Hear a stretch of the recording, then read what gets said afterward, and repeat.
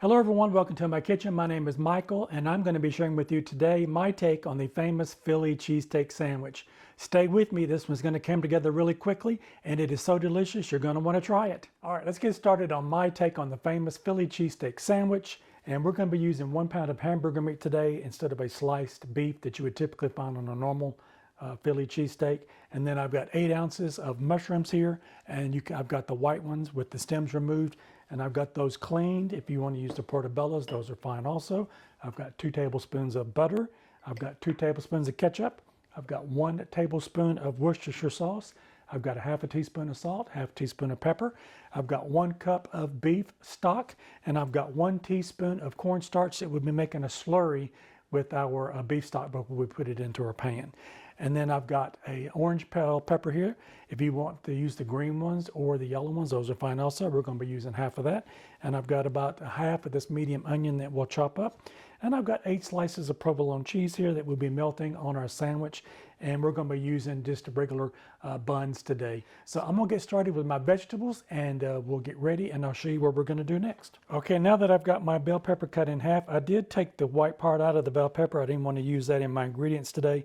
So we're just going to give this a little dice through, and we want little bite-sized pieces because we're going to cook this down in our skillet. So I'm going to cut these into probably about 1/2 inch little squares, and I'm going to continue to work on this bell pepper and we'll get this half cut up. All right, now that I've got my bell pepper cut up, I'm going to put that into a bowl, and we're going to work now on the onion. Now with the onion, I'm just going to cut this in half and we're going to dice half of it up, and we'll cut the ends of it off because I want to take that outer skin off, and we're just going to peel that outer skin right off. All right, now that I've got my onions diced up, I'm going to put those into a bowl. All right, now that we've got our bell pepper and our onions cut up, let's go ahead and work on our mushrooms. So we're just going to slice these fairly thinly, and then I'm going to give them a cross cut across the middle. So they're in little small pieces. They're going to cook down into the pan with the onions and the bell pepper, so they're going to shrink quite a bit. So we're just going to kind of slice these up like this, and then we'll give it a cut down the middle, and that will be how we're going to work on the mushrooms. And I'm going to continue to cut the rest of these up. All right, there's our mushrooms. Let's put those back in our bowl, and we will have everything prepped for our dish. We're going to get started now, and I will meet you at the stove, and we will start cooking our dish. It's going to come together really quickly. All right, so I've got my carbon steel pan here heating up. I'm just going to put just a little bit of neutral vegetable oil in the bottom. That'll kind of help it just a little bit along there with the hamburger meat. We're going to get a lot of oil from the meat itself, so this is a 80-20 blend. If you want to use the 90-10, you can do that, but this is an 80-20 blend that I've got today. And we'll let that heat up a little bit, and then we'll put our hamburger meat in and get that browned up.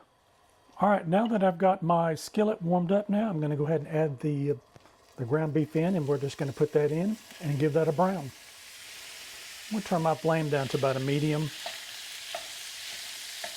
That'll just kind of minimize a lot of that splatter from the beef as we cook that down. All right, now that we've got our beef browned, I'm going to take this off the flame, take it out of the skillet, and get ready to start cooking the onions and the bell peppers and the mushrooms. Okay, we have our ground beef now that we browned out of the skillet, and I'm going to put my butter in, and we're going to melt that so we can saute our onions, bell pepper, and our mushrooms.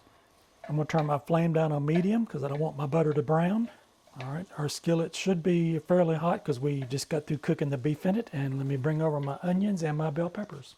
All right, now we're going to add our onions, and we will add our bell pepper into the skillet with the onions, and we're going to cook those down. I'm going to give these a couple of minutes to cook before I put my mushrooms in, because the mushrooms won't take very long at all to cook down. So we're going to make sure that we get these onions and the bell peppers caramelized before we move on. All right, our onions and bell peppers have come along nicely. They've been in here about 3 minutes now, and I'm going to go ahead and add my mushrooms, and we're going to cook those down. I'm going to put just a little bit more butter in it, another tablespoon, and if you don't want to use the butter, you can actually use the neutral vegetable oil to cook these down.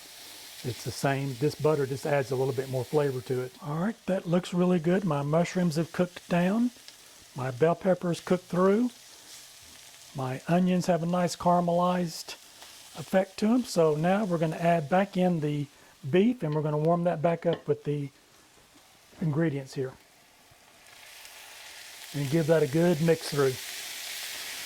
I'm going to turn my flame down on low. All right, now let's bring our other ingredients in. I've got my 2 tablespoons of ketchup. We'll add that in. My 1 tablespoon of Worcestershire sauce, my salt and pepper, and let's give this a good mix through.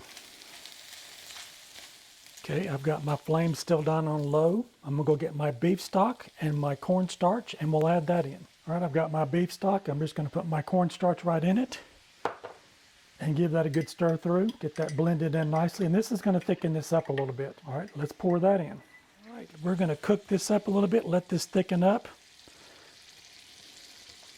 and we will be ready for the cheese once this gets thickened up. So stay with me, and we're going to let this cook just a little bit longer. I'm going to turn my flame back up to a medium now that I've added this extra liquid in here, so we can bring it up to a simmer so we can cook some of that off and let that integrate into those other ingredients that we've got in the pan there.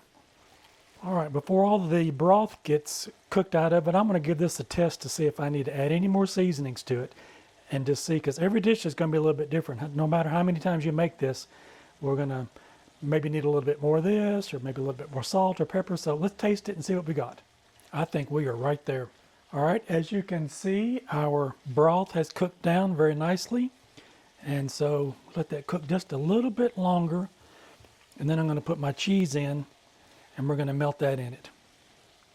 You can also save some of your cheese back if you want to put some on your bun, but I'm just going to melt this right into this. All right, I'm going to smooth that out a little bit, and then I'm just going to lay the cheese on the top of it and let it melt into it.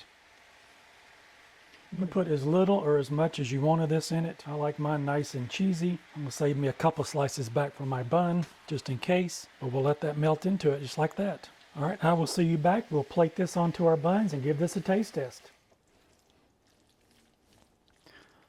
All right, we are back, and let's get our take on our Philly cheesesteak. You can see here all the nice cheesy goodness in it. Let's put a little bit on our bun here. And if you wanted to add another slice of cheese, you could do that. You could add it at this point and just put that on the top if you want some more cheese to it. I'm going to take that and break that in half so that fits on the bun just like that. And we will put that over it. And there we go. This can be any easier. And if you're on those busy days when you get home from work and you want to try to throw something together, this is exactly a dish that you could do that with.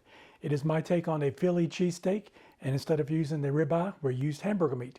So give this a try, and I'm gonna give this a taste test here and see what it tastes like.